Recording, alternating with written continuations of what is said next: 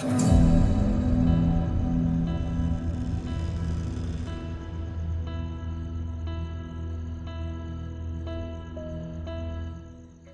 ঠিক আছে, কাল শেষবারের মতো দেখা করো।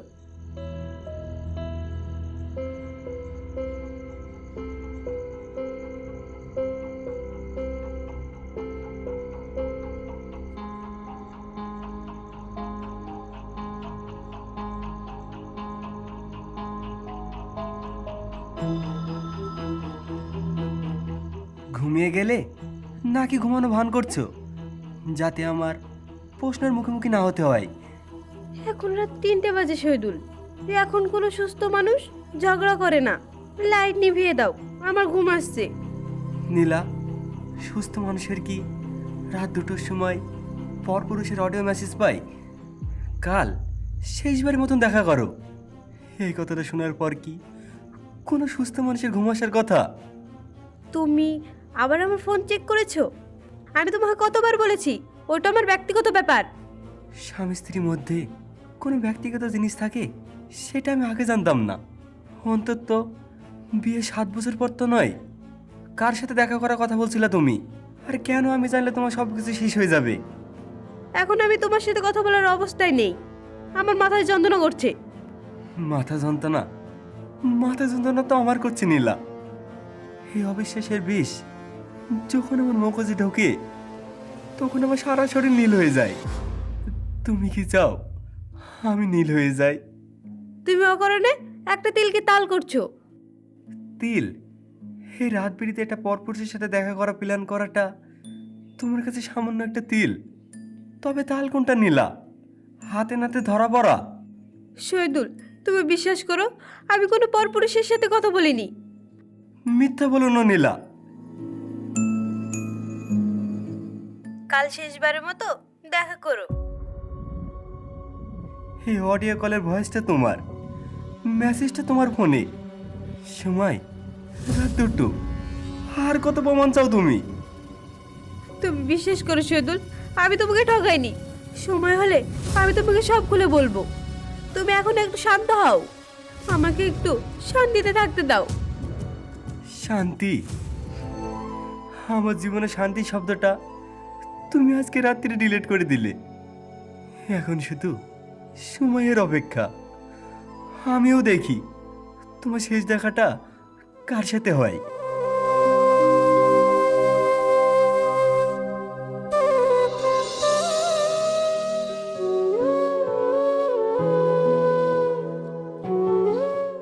এই নাও তোমার চা।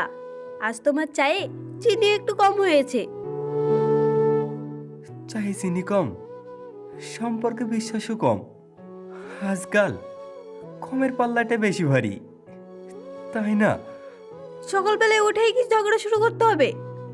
তাড়াতাড়ি চাটা খেয়ে নাও, আমাকে আবার বাড়ির সব কাজ সেরে অফিসে যেতে হবে। অফিস? না, অফিসে নামে অন্য কোথাও যাওয়া?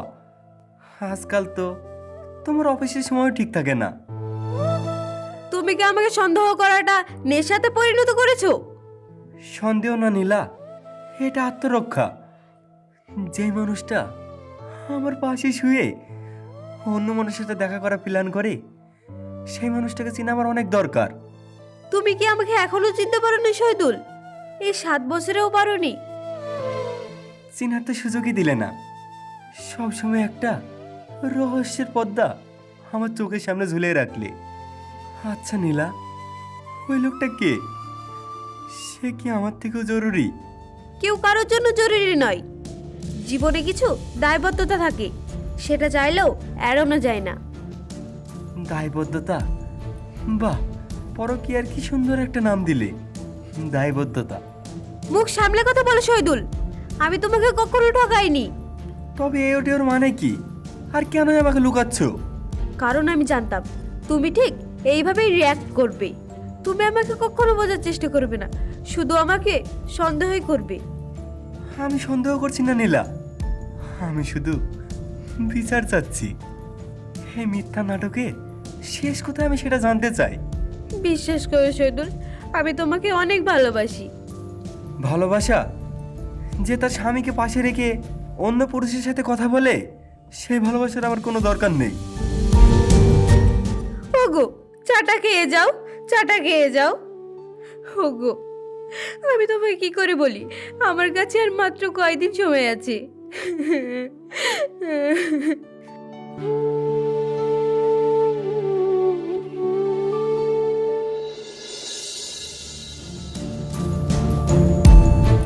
তুই শান্ত হওয়া শহীদুল।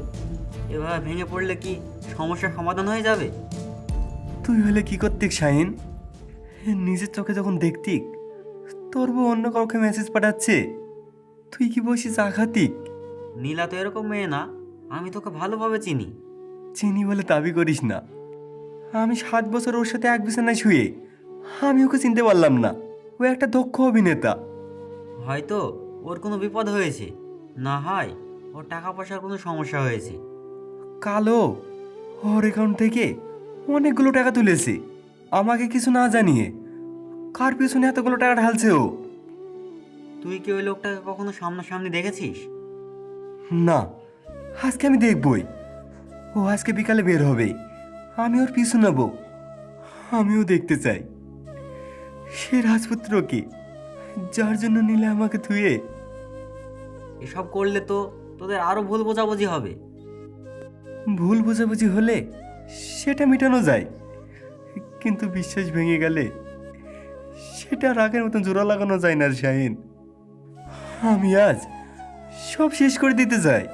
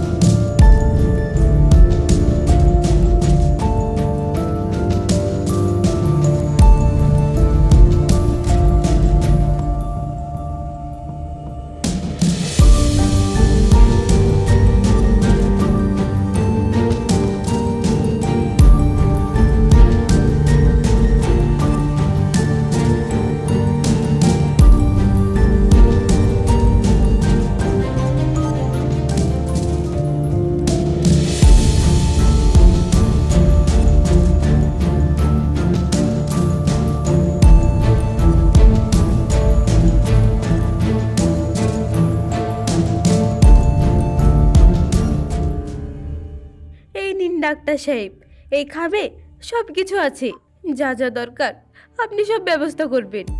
আপনি অনেক দেরি করে ফেলেছেন। আমাকে রিপোর্টগুলো 3 মাস আগে দেখালে হয়তো আপনাকে বাঁচানো যেত। তাও আমি একবার শেষ চেষ্টা করে দেখতে চাই। ডাক্তার সাহেব, এখন আর কোনো অভিযোগ করে লাভ নেই। আপনি শুধু আমাকে কথা দিন, শহীদুল যেন এই ব্যাপারে কিছু না জানতে পারে।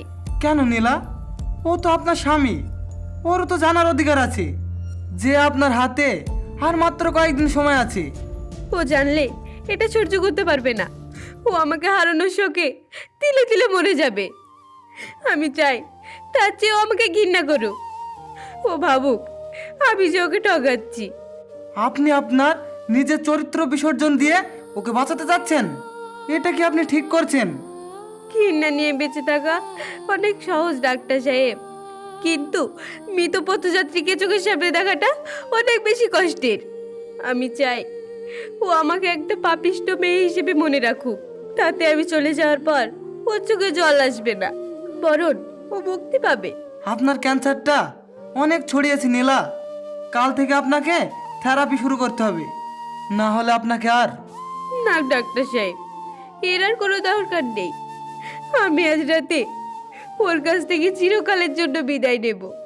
ও যেন আমার মুখ আর কোনোদিন দেখতে না পায়, আমি সেই ব্যবস্থাই করব।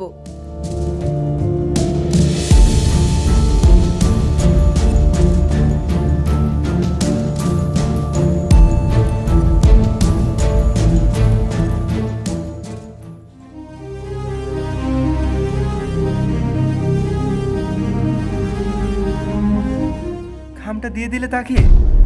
কত টাকা দিলে ওকে? আমার সম্মানের চেয়েও টাকার দাম বেশি হয়ে গেল। তুমি ওখানে চলে গিয়েছিলে, তাহলে তুমি আবার পিছু দিচ্ছিলে? না গেলে তো আমি জানতেই পারতাম না যে তুমি আমার টাকা দিয়ে অন্য পুরুষের সাথে ঘর বাঁধার স্বপ্ন দেখছো। কে ওই লোকটা? উনি একজন ডাক্তার। ডাক্তার? প্রেমের নতুন নাম বুঝি এখন ডক্টর? নীলা, মিথ্যা বলার একটা সীমা থাকা দরকার। আমি আমার নিজের চোখে ওই লোকটার হাত ধরে আমি তোমাকে কাঁদতে দেখেছি। ডক্টর কি হাত ধরে সন্তানও দেয়? তুমি যা ভাবছো ভাবো, আমার আর কিছু বলার নেই। বলার আর থাকবে কি করে? ধরা খেয়ে গেলে তো কথা আটকে যায়। এই নাও ডিভোর্স পেপার, তুমি এখানে সাইন করে তুমি এক্ষুনি আমার ঘর থেকে বের হয়ে যাও। তুমি কি সত্যিই চাও আমি তোমার কাছ থেকে চলে যাই? এক মুহূর্তের জন্য আমি তোমাকে সহ্য করতে পারছি না। তোমার এই বিষাক্ত মুখটা নিয়ে তুমি ওই লোকটার কাছে চলে যাও। ঠিক আছে শহীদুল, আমি চলে যাচ্ছি। তবে মনে রেখো, আমি তোমাকে কোনোদিনও ঠকাইনি। তবে তুমি একদিন তোমার নিজের ভুল বুঝতে পারবে, কিন্তু সেদিন হয়তো অনেক দেরি হয়ে যাবে। জ্ঞান দিও না, এক্ষুনি আমার চোখের সামনে থেকে বিদায় হও। তোমার মরণ হলেও আমি যেন জানতে না পারি।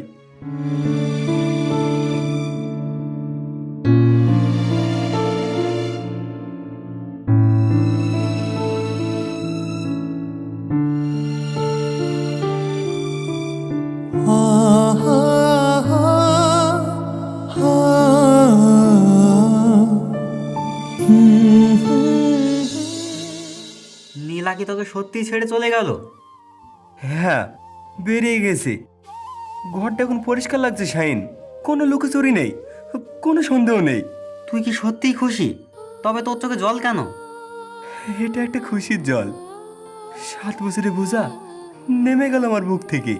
ও এত সহজে ডিভোর্স পেপারে সাইন করে চলে যাবে এটা আমি ভাবতে পারিনি। ও কি চলে যাওয়ার সময় তোর কাছ থেকে কিছু নিয়ে গিয়েছে? না, শুধু একটা ছোট ব্যাগ নিয়ে গেল। এমনকি তার গয়নাগুলো ফেলে রেখে গেছে। শৈদল, সে যদি একটা চোর বা ঠকবাজ মেয়ে হতো তাহলে তোর সব গয়নাঘাটি নিয়ে পালাতো। তাহলে ও কেন সব কিছু ফেলে চলে গেল? হয়তো নতুন কারো কাছে গিয়ে আরো দামি জিনিস পাবে। আমি আর এইসব নিয়ে ভাবতে চাই না শাহিন, আমি এখন একা থাকতে চাই। শৈদুল, তুই একা হোসনি, তুই পুরো নিঃস্ব হয়ে গেছিস।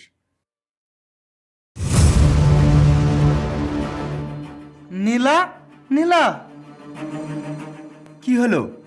নীলা নীলা বলে চেঁচাচ্ছ কেন? নীলা কি এখানে আছে? ওর ফোনটা বন্ধ। আজকে ওকে খুব একটা জরুরি ইনজেকশন দেওয়া উচিত। আপনি আবার কেন এখানে এসেছেন? নীলা তো আপনার কাছে চলে গেছে।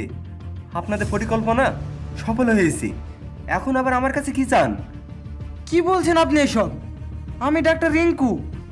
নীলার অনকোলস্টিক ক্যান্সার হয়েছে। ক্যান্সার?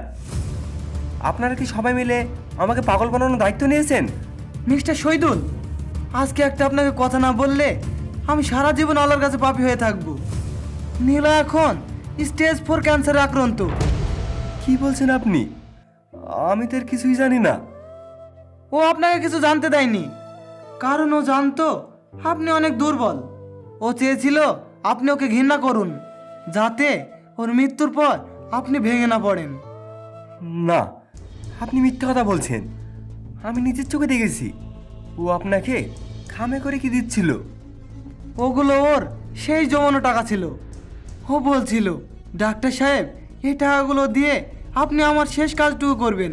আমার মৃত্যুর পর শহীদুলের ওপরে কোনো যেন আর্থিক চাপ না পড়ে। ও আপনাকে অনেক ভালোবাসে, নিজের জীবনের চেয়ে বেশি ভালোবাসে। না, এটা হতে পারে না। ও তো আমাকে বলল। হ্যাঁ, ও এইটাই চেয়েছিল।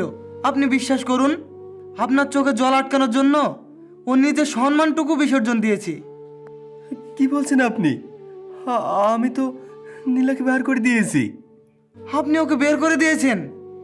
আপনি কি জানেন ও এই অবস্থায় বাইরে এক রাতও টিকবে না? না না, এটা আমি কি করলাম?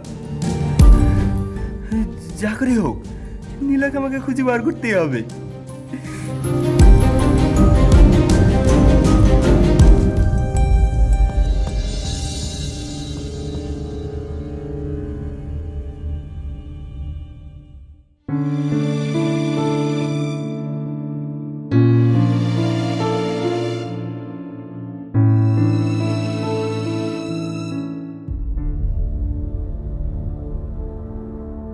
নীলা, তুমি আমাকে ক্ষমা করে দাও। আমি আমার ভুল বুঝতে পেরেছি। চলো ঘরে চলো। নীলা, তুমি আমাকে এবার ছেড়ে যেতে পারো না। অবিশ্বাসী দেয়াল, কেন এত শক্ত নীলা? কেন আমি তোমার চোখের কান্নাটা দেখতে পেলাম না? কেন আমি তোমার খামটা দেখলাম, তোমার রোগটা আমি দেখলাম না? নীলা, আমি তোমাকে বাড়ি থেকে বার করে দিলাম, আমি তোমার মরণ কামনা করলাম, অথচ তুমি আমার জন্য তোমার সব কিছু দিয়ে গেলে। ওই ঘরটা এখন কবরের মতন শান্ত। আমি ডিভোর্স চেয়েছিলাম, আমি মুক্তি হওয়ার জন্য, অথচ আমি এখন নিজে অপরাধী খাঁচায় বন্দী হয়ে গেলাম। নীলা, নীলা, তুমি কি শুনতে পাচ্ছ? আমি আর চিনি ছাড়া চা খাবো না। আমি আর তোমাকে কোনোদিন সন্দেহ করব না। তুমি শুধু একবার ফিরে এসো। আমি তোমার ভালোবাসা পেয়েও অবিশ্বাসের আগুনে পুড়ে ছাই করে দিলাম।